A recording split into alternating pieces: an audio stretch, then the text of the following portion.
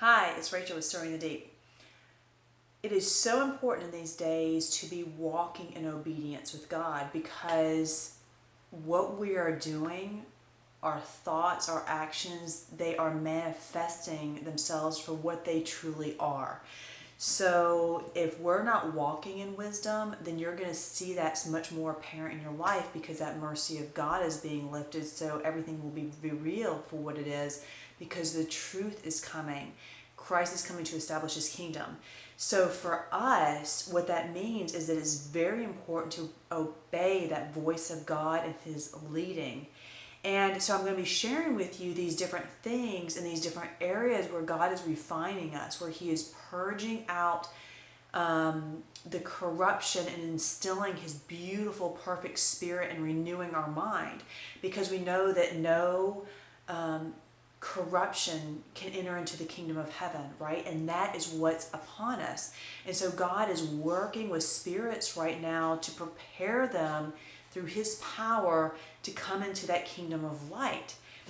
And that's also described as putting on those garments. Your garments are your actions, your thoughts, your surroundings. It's when they're full of light and they're full of truth, right? That's what you want. Because what is happening around you, your actions, your thoughts are a result of what's happening in your spirit. And so when your spirit is full of light, those are full of light, and that's where you want to be.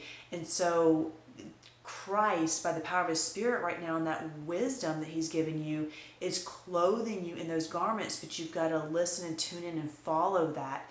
And so I want to bring up some different areas that God's purging that I feel are central to just about everybody, because when I bring those up, if that is resonating with your spirit, then it helps to confirm those things that you feel, the prompting in your spirit, and to walk in that. Because again, it's very important to obey him because our actions we're experiencing the consequences, okay? And so it's very, very important. And that's a blessing because when you do experience the consequences of your actions, that's how you know which way you're walking and if it's right or not. So when you go and you put your hand and get burned, it's like, okay, that's not where I'm supposed to be. But you want to be aware of that, because if you're not aware of that connection, like I talked about what you're thinking, what your actions are, and the result, if there is a disconnect, then you can't truly turn and follow God's way in that area. So you want the eyes to see and you want to be aware. So I'm hoping that this sheds some light. And today, I want to talk a little bit about the adulterous spirit. I talked in some previous videos about this judging spirit and how central it is, and that God, if you come to him, he's extracting that from you and replacing it with his love.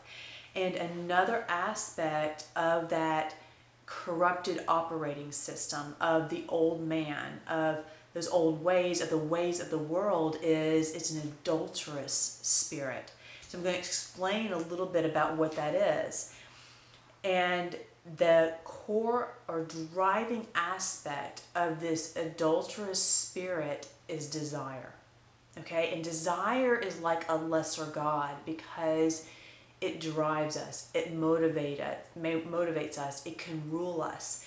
It definitely affects our actions and our choices and those types of things. And so it has that over us, and that's why it's so important that you pray that your desires be God desires, because you want nothing ruling you or have dominion over you in any way but the will of God. And that's what God has given you now, is that he's actually transforming you so that your desires become his desires, because when that's the case, you become like a child where you have complete freedom, because everything that you desire is what God desires. There's no more battling in your mind. There's no more bondage. You're living in that complete freedom. And that's what it takes to enter into the kingdom of heaven. And entering into that kingdom of heaven is, because that kingdom of heaven is within us, is that transformation inside out, is becoming like Christ. And when you have that amount of truth and light in your life, no evil can come near you. And that is your protection in these days. But it comes from within and goes out, and then it establishes that wall of fire, a protection around you, because light repels darkness. So there's so many reasons why this is very important. So this core desire is what drives us. Now, if that desire is corrupt, like I said, then that's going to lead to a lot of bad things, even if it's just in our mind. Our thoughts are very powerful, and I'm going to get into that. But again, you want to pray that everything is governed by God. So this is one of the core things about this adulterous spirit, is it's wrapped up in desire. And one of the main areas and the most important that it shows up and comes down to is that deep in us, we don't follow God, right? Because we don't trust in his love and we don't know him. And somehow we think that going our ways or the ways of the world or by religion's ways, that somehow that will give us the more love that we desire. Okay, so it's actually a desire there that we're following, that desire to know true love and to be accepted.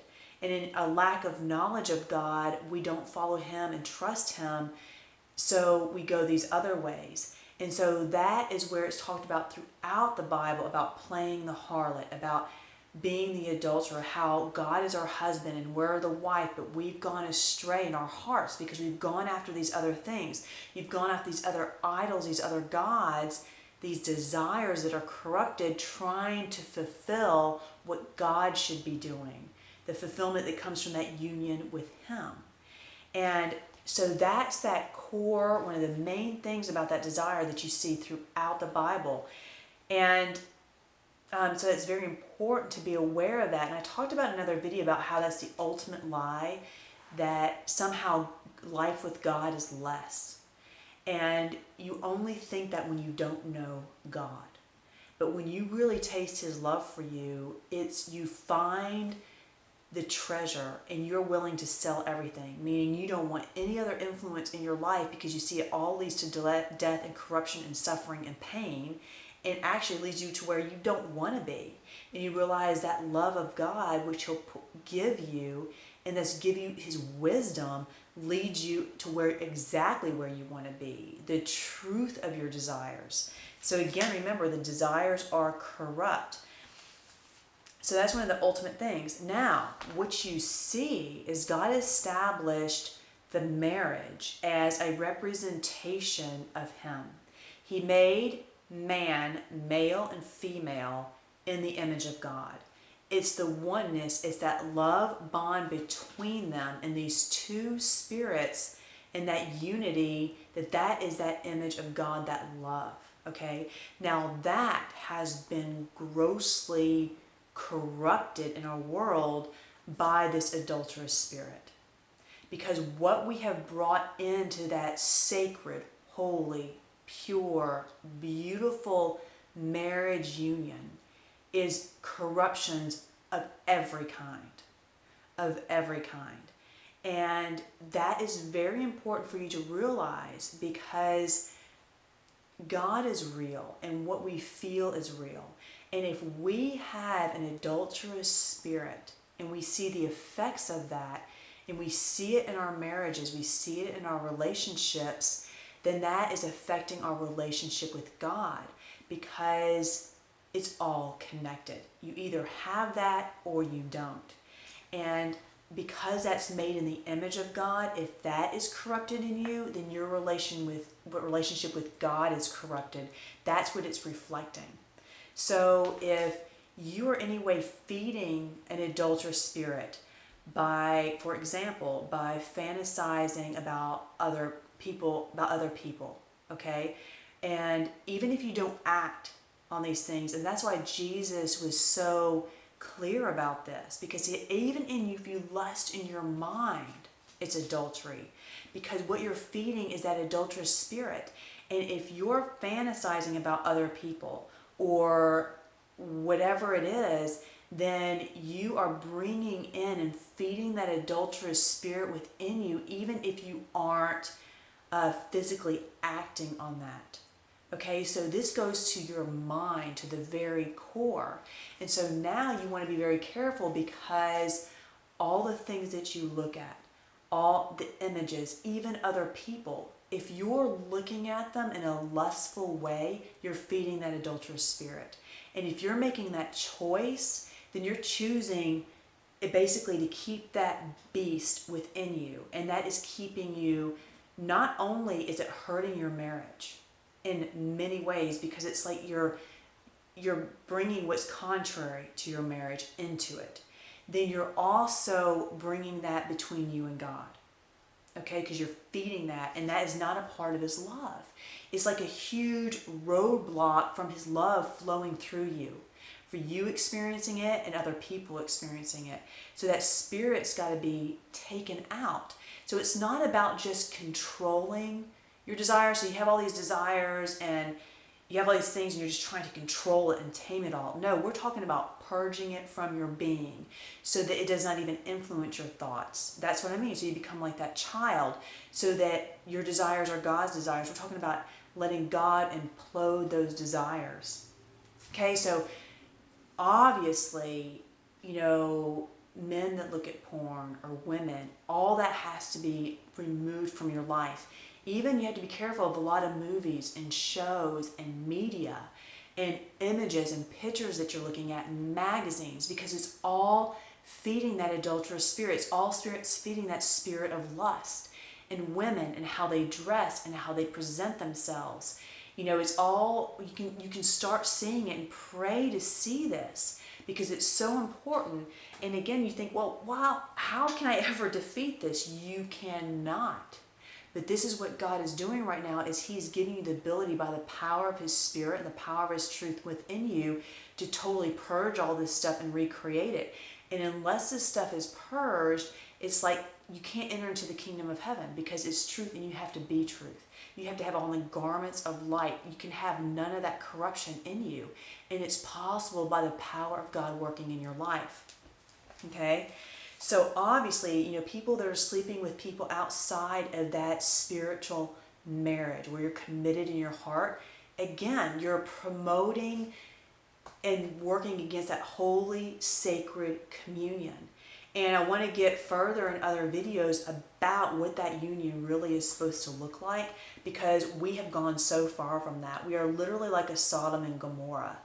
And what's very interesting about that is that, yes, that those actions are horrific, and they're going to lead to some major angst in your life. And that's one reason I'm telling you this, because your choices, your thoughts are manifesting for what they are. And if this is one area that you're not taking captive to Christ and letting him renew you in, then you're going to be suffering consequences because of that. And you look at what happened with Sodom and Gomorrah, and we become so numb to a lot of the things, but this world is horrific in this area. The way that young girls dress, everything is promoted, the music, so many books that are out there, all these, there's just so much stuff that feeds this spirit, because it ultimately destroys that union between man and woman, which destroys really you experiencing fullness of a relationship with God. So it's incredibly important. Okay, so how do you break free from this? When you have that desire, which is very compelling, it's like a strong pull because of the way it makes you feel. When you have those emotions, when you have those thoughts, it's like sometimes that desire in itself, just that feeling, is very addictive. Okay, and that's how porn gets so addictive too, is by that feeling that it gives you. The moment you start having even the thought of that desire, you've got to say, God, I am offering that desire up to you. And I want you to purify that, because I know what you have in store for me is far better, because this is full of corruption and lies, and everything that is against you is actually creating death in my life. Show me the consequences of that. Show me what it really is, and implode, and let me push that desire into you, and you just implode it with the true desire. So that's one way that you start defeating that, is by actually just bringing the very core of it in that moment to God. Okay, because he knows what's going on inside of you anyway. And seek to learn and be taught by him about, how am I to see myself? How am I to see the opposite sex? How am I to see marriage and other people? Because he will paint a radically different framework for you. Because in this world we see each other in the completely wrong framework and light. And that needs to be totally destroyed and rebuilt in truth. And God will do that for you if you ask Him to. So this is a very important topic. I hope that you pay great attention to this and start praying about it, because again, our decisions, our thoughts are manifesting. And that's what Jesus was talking about. And that's why this is, when He said, even in your heart, if you're doing these things, it's like if you did it. Okay? That means you're going to be suffering the consequences like if you did it. Till next time, keep stirring the deep. It's the one thing that changes everything else.